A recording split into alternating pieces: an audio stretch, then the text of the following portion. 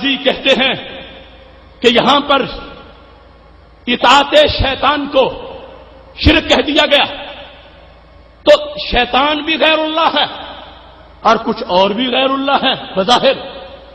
تو امام رازی نے باقاعدہ سوال کیا کہ اطاعت رب کے سوا شرک ہے تو پھر بچیں گے کیسے؟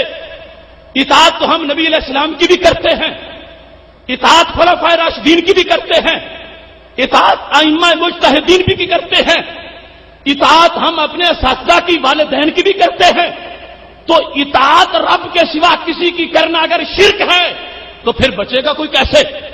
تو امام راضی نے اس کا جواب دیا کہ یہاں پر مطلقاً اطاعت کی بات نہیں ہو رہی، یہاں پر اللہ کے خلاف بتوں کی پرستش والی اطاعت کی بات ہو رہی ہے.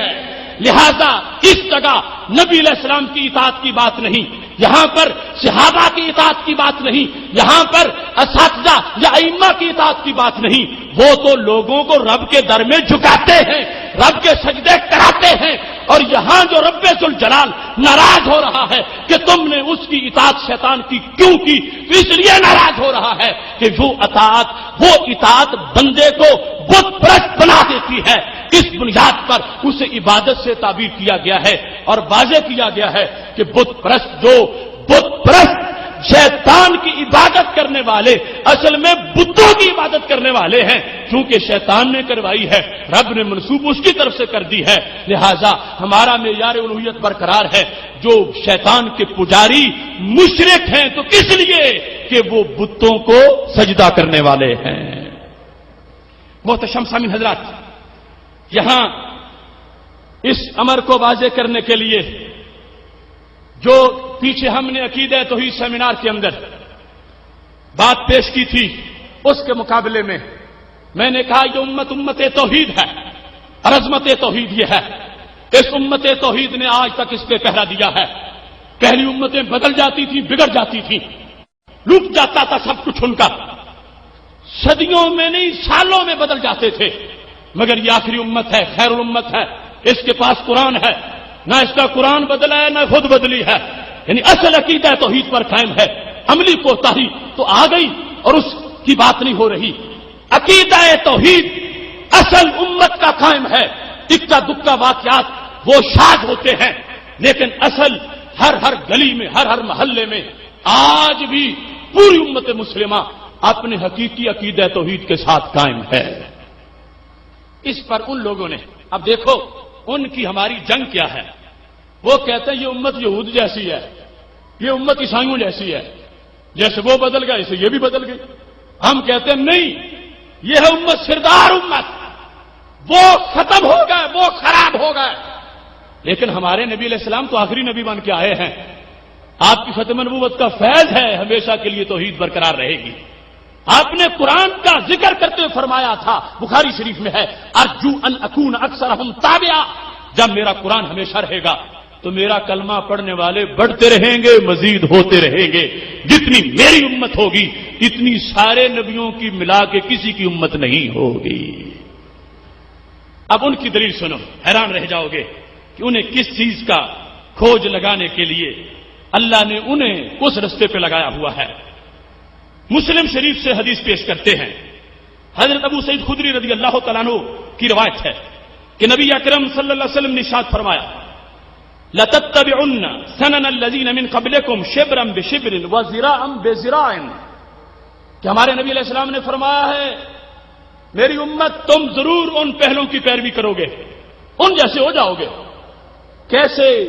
شبر کے ساتھ، زرا کے ساتھ. دوسری حدیث میں حزبم بالنال، جیسے ایک جوتا بنانا ہو تو نیچے گتا رکھ کے کاٹا جاتا ہے، آپس میں ایک جیسے ہوتے ہیں. تو جیسے پہلی امتیں تھیں ایسے تم بھی ہو جاؤ گے، ایک جیسے بن جاؤ گے. جب نبی علیہ الصلوۃ والسلام نے یہ فرمایا تھا تو صحابہ نے کہا یا رسول اللہ صلی اللہ علیہ وسلم الیہود والنصارى، کہ آپ ہمیں یہود و نصارہ کس طرح کا فرما رہے ہیں کہ جیسے وہ بن گئے تھے ایسے تم بھی بن جاؤ گے؟ تو نبی علیہ السلام نے فرمایا فمن، تو پھر اور میں کس کی بات کر رہا ہوں؟ میں تو یہود و نصارہ کی بات کر رہا ہوں کہ جیسے وہ ہو گئے تھے ایسے تم بھی ہو جاؤ گے. اب یہ حدیث ہمارے عقیدہ توحید سیمینار کے جواب میں بلائے، جہاں جہاں تک انہوں نے بدبو پھیلائی ہے وہاں وہاں تک ہمارا کام خوشبو پھیلانا ہے۔ وہ امت کا قد دباتے ہیں، ہم امت کا حق بتاتے ہیں۔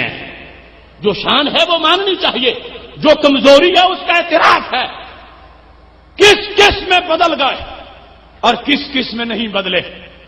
وہ کہتے ایمان میں بھی بدل گئے، شرک ہو گیا، سارے مشرک ہو گئے۔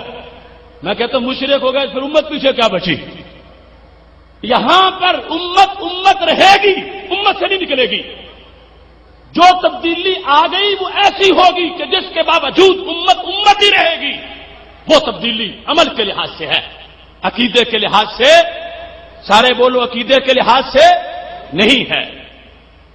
اب اس حدیث شریف میں پہلے نمبر پر تو میں ان سے پوچھتا ہوں، ان لوگوں نے آیات بیچی، توجہ کرنا، یہود و نصارہ نے کتاب بدلی، یہود و نصارہ نے آیات بیچی، یہود و نصارہ نے کتاب میں تحریف کر دی اور ان کی کتابیں محرف ہو گئیں، اور ہمارا قرآن جیسے اترا تھا آج بھی ویسے ہے۔ تو پتہ کیا چلا؟ امت نے حفاظت کی ہے، اگرچہ رب کرنے والا کروائی تو امت سے۔ ان کی کتابیں بدل گئی، ہماری نہیں بدلی، تو امت کا کام سامنے نظر آیا، انہوں نے تعریف کی، ہم نے نہیں کی، تو پتہ چلا وہ کچھ کاموں کے لحاظ سے سرکار فرما رہے تھے، ہر ان کی بدی کا یہاں پر آنا ذکر نہیں فرما رہے تھے۔ تعریف انہوں نے کی ہے، تعریف اس امت نے نہیں کی۔ قرآن آج بھی پورے کا پورا موجود ہے، امت نے حفاظت کر کے دکھائی ہے۔ تو اس لیے دیکھ لو، الدیباج کے اندر امام سیوطی رحمۃ اللہ علیہ جب اس حدیث کی تفصیل کرتے ہیں، یہ میرے سامنے یہ حدیث شریف جلد نمبر 6 الدیباج صحیح مسلم موجود ہے۔ انہوں نے یہاں پر لکھا ہے کہ کس چیز میں مطابقت ہے، کیا کیا اس امت کے اندر آ جائے گا اور کیا کیا نہیں آئے گا۔ لَتَتَّبِعُنَّ سَنَنَ مَنْ كَانَ قَبْلَكُمْ حَسْبَ النَّالِ بِالنَّالِ اور شِبْرًا بِالشِّبْرِ۔ یہ جو ذکر ہے یہ کس کے لحاظ سے ہے؟ حضرت امام سیوطی نے الدیباج کے اندر کہہ دیا، فی المعاصی والمخالفات لا فی الکفر۔ فرمایا یہ جو امت یہود و نصارہ کے پیروں پہ قدموں پہ چلے گی، ان جیسی بن جائے گی، یہاں پر عقیدہ مراد نہیں ہے، ایمان مراد نہیں ہے، ایمان پر قائم رہے گی، توحید پر قائم رہے گی، شرک نہیں آئے گا، بد عملی آ جائے گی۔ بد عملی میں مطابقت مراد ہے، ایمان کو چھوڑ کر شرک میں پیروی مراد۔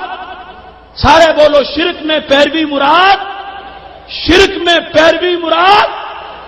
عامت الناس سوچو، کون ہے امت کا دشمن اور کون ہے امت کی عظمت کا وارث؟ ہم اہل حق یہ بتا رہے ہیں، یہود نصارہ بگڑ گئے، بھٹک گئے، آیات بیچ گئے، شرک کر بیٹھے۔ مصطفی کل بھی توحید پرست تھا، مصطفی آج بھی توحید پرست ہے، صرف وہ عمل کے لحاظ سے کمزوری آ جائے گی۔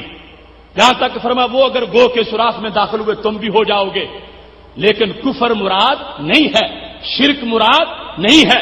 اور صرف یہی نہیں، دیکھ لو یہ حدیث صحیح بخاری شریف میں بھی موجود ہے۔ بخاری شریف کی ارشاد الساری، امام قسطلانی ارشاد الساری شرح بخاری کے اندر ارشاد فرماتے ہیں اور بڑی تفصیل کے ساتھ اس چیز کا ذکر کیا ہے، یہ میرے سامنے موجود ہے، 10ویں جلد صفحہ نمبر 328 دار الفکر کی چھپی ہوئی۔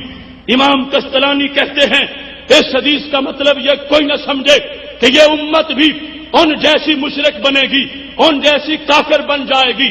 فرمایا نہیں، سن لو، فی المعاصی لا فی الکفر۔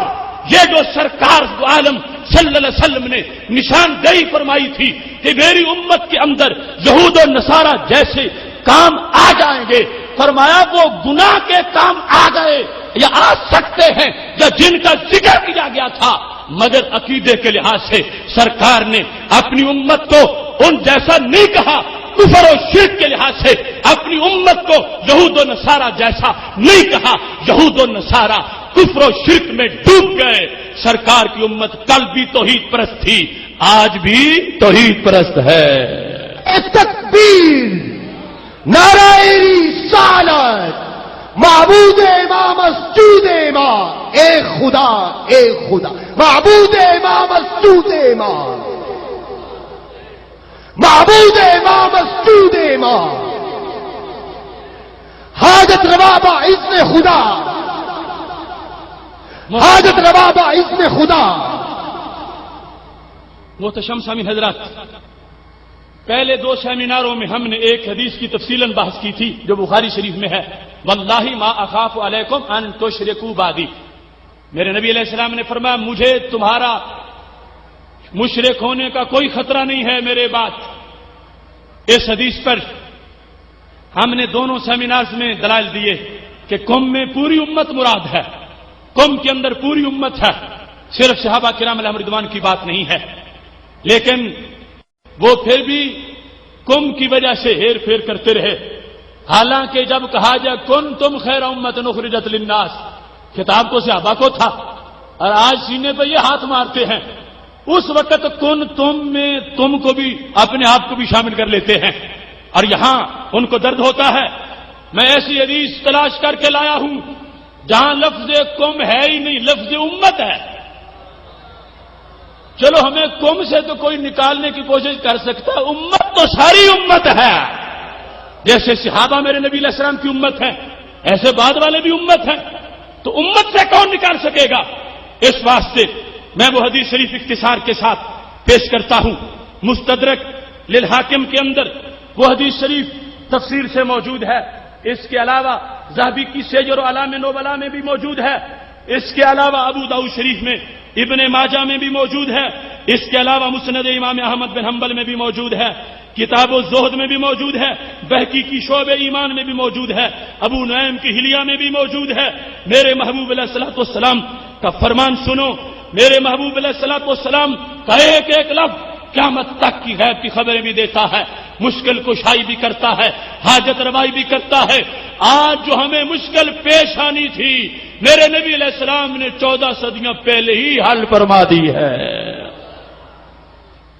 اچھا دیکھو، یہاں پر حضرت شداد بن اوس رضی اللہ تعالی عنہ فرماتے ہیں، انہوں نے جو فرمایا، میں چونکہ پہلے یہ حدیث تفصیلاً پیش ہو چکی ہے، اجمالاً پیش کرتا ہوں. کہتے ہیں میں نے میرے نبی علیہ الصلوۃ والسلام کو غمگین دیکھا تو میں نے کہا بے ابی و امی یا رسول اللہ صلی اللہ علیہ وسلم، محبوب میرے ماں باپ آپ پہ قربان ہو جائیں، یہ کیسی کیفیت غم کی میں دیکھ رہا ہوں.